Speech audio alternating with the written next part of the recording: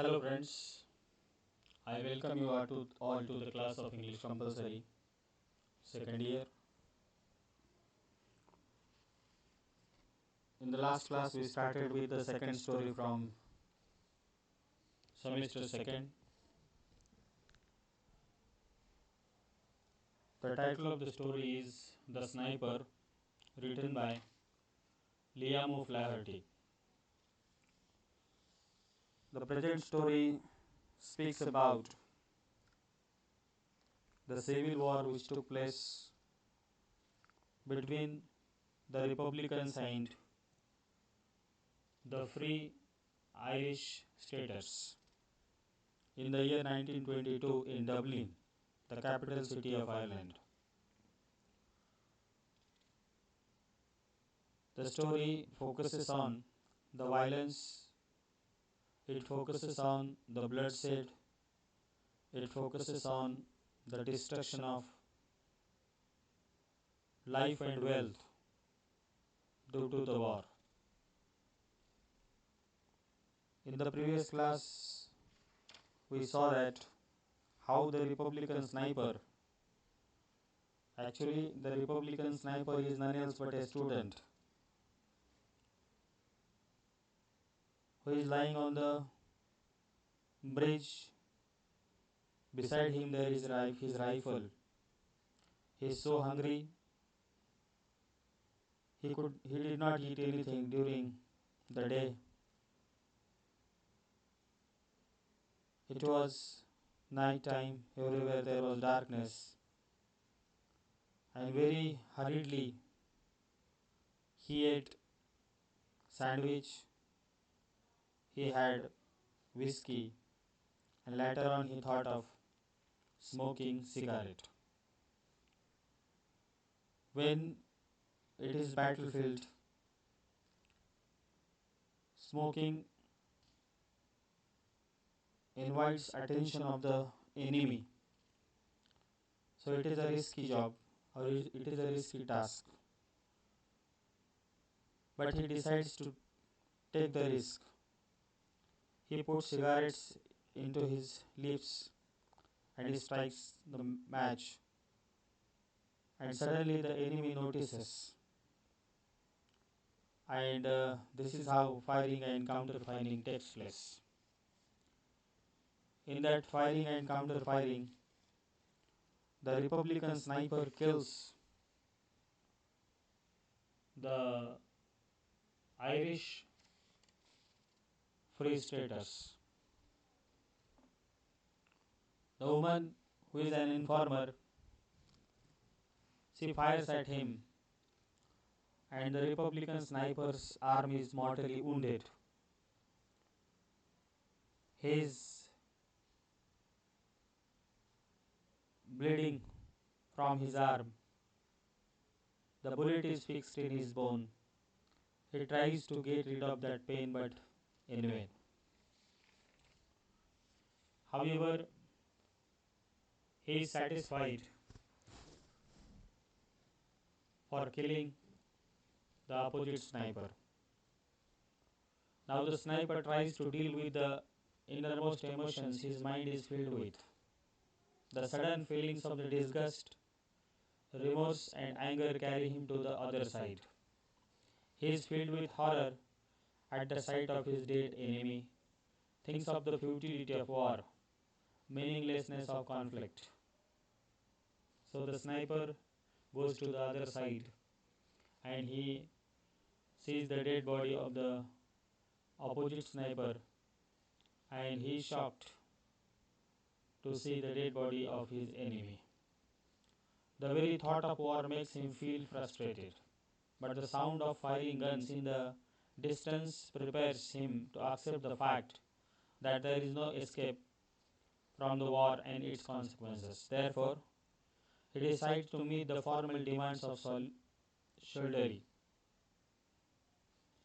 He will report to his commander. Yet before he does this, he is overcome by curiosity and the desire to know the identity of the other sniper, who was also a good shooter. He wonders if he knew him before the division in the forces. The curiosity of identify the enemy he killed takes him close to the dead body, and the realization leaves him in utmost remorse. The sniper is his own brother. O'Flaherty, in this way, focuses on the cruelty of war.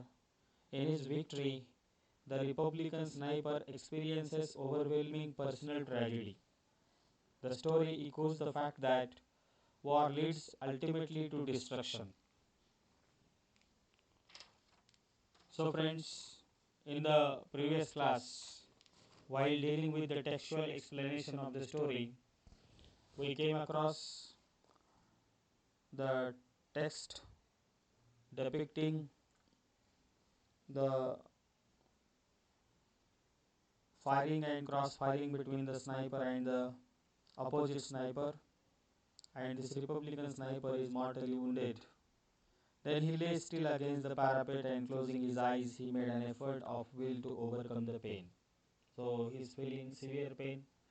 He tries to overcome that pain.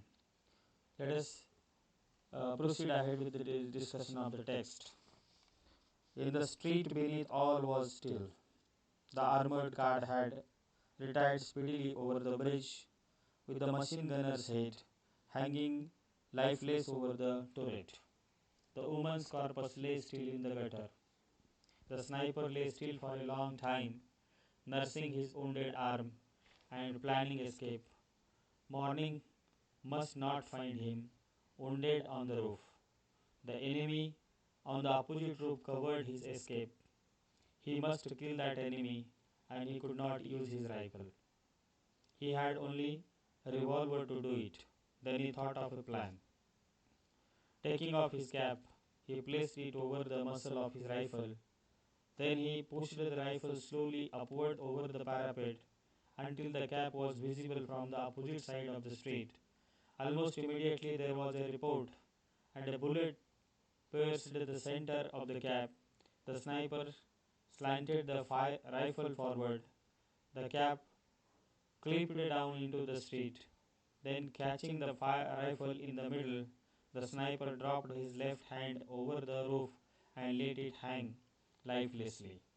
After a few moments, he let the rifle drop to the street. Then he sank to the roof, dragging his hand with him. So, when the firing and counter firing took place, the man in the car was killed. The informer woman was killed, and she was lying in her dead body, or her corpus was lying in the gutter. And the sniper, the Republican sniper, was mortally wounded. His hand was hanging down, and there was enemy sniper on the opposite roof in front, and he tried to uh, get rid of him. Actually, he wanted to escape from that side because he wanted to escape from the side in the darkness. But however, it was not possible for him, so he played trick. He put his cap on the top of the rifle, and he let his cap to fall on the street. Then he sank to the roof, dragging his hand with him. Crawling quickly to his feet, he peered up at the center of at the corner of the roof. His ruse had succeeded. The other sniper, seeing the cap and rifle fall, thought that he had killed his man. He was now standing before a row of chimney pots, looking across with his head clearly silhouetted against the western sky. The Republican sniper smiled and lifted his revolver above the edge of the parapet. The distance was about 50 yards, a hard shot in the dim light, and his right arm was paining him like 1,000 devils. He took a steady aim. His hand trembled with eagerness. Pressing his lips together, he took a deep breath through his nostrils and fired. He was almost deafened with the report, and his arms shook with the recoil. Then, with the smoke cleared, he peered across and uttered a cry of joy. His enemy had been hit. He was reeling over the parapet in his death agony. He struggled to keep his feet, but was slowly falling forward as if in a dream. The rifle fell from his grasp, hit the parapet, fell over, bounded off the pole of a barber shop beneath, and then clattered on the pavement. Then the dying man on the roof crumbled up and fell forward. The body turned over and over in space and hit the ground with a dull thud. Then it lay still. The sniper looked at his enemy falling and he shuddered. The lust of battle died in him. He became beaten by remorse. The sweat stood out in beads on his forehead, weakened by his wound, and the long summer day of fasting and watching on the roof. He revolted from the sight of the shattered mass of his dead enemy. His teeth chattered. He began to gibber to himself, cursing the war, cursing himself, cursing everybody. He looked at the smoking revolver in his hand, and with an oath he hurled it to the roof at his feet. The revolver went off with a concussion, and the bullet whizzed past and the sniper's head. He was frightened back to his senses by the shock. His nervous steadied.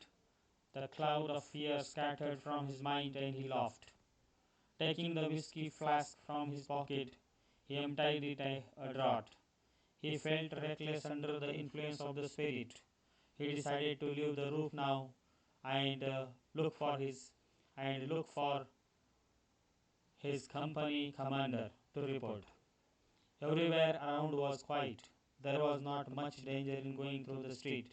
He picked up his revolver and put it in his pocket.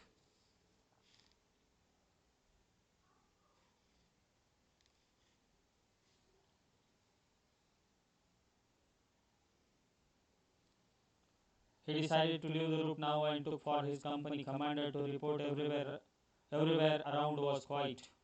There was no much danger in going through the street. He picked up his revolver and put it in his pocket. Then he crawled down through the skylight to the house underneath. When the sniper reached the laneway on the street level, he felt a sudden curiosity as to the identity of the enemy sniper whom he had killed. Sniper killed the enemy sniper. The Republican sniper killed the Irish Free Stater sniper, and he was very much curious to see or to find the identity of the sniper lying dead. He decided that he was a good shot, whoever he was. He wondered, did he know him? Perhaps he had been in his own company before the split in the army. Before 1922, the Republicans and the Free Irish Staters armies were together, and this Republican sniper was very much curious to uh, find, identify the dead sniper because he was very good at firing. So he thought that he must be of his acquaintance or he must be with him before splitting the army in 1922. So he decided to risk going over to have a look at him. He peered round the corner into O'Connell Street. In the upper part of the street there was heavy firing, but around here all was quiet. The sniper darted across the street. A machine gun tore up the ground around him with a hail of bullets, but he escaped. He threw himself face downward beside the corpse. The machine gun stopped. The sniper turned over the dead body and looked into his brother's face.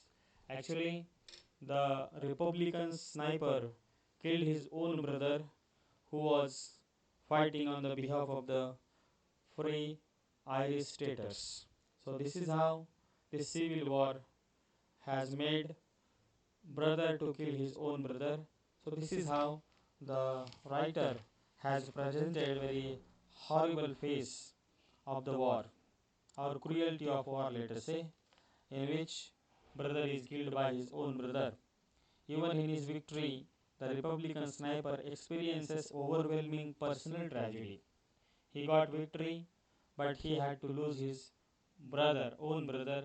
He killed his own brother who was fighting in the enemy forces or enemy enemy's army. The story echoes the fact that war leads ultimately to destruction, and this is how the writer has made an attempt to put forth the horrible outcome of the war, which leads to destruction. Uh, so, friends, this is how we have come across the short story written by Liam O'Flaherty, in which he has presented very horrible face of the war, the sniper, the Republican sniper who kills his own brother, fighting from the Free Irish Staters Army. With this, I would like to remain here. In the following class, we shall deal with the MCQ questions on the same story, the sniper. With this, I would like to uh, tell you that we have come across the discussion of the story, the sniper. With this, I would like to remain here. Rest of the things we shall continue in the following class. Thank you very much.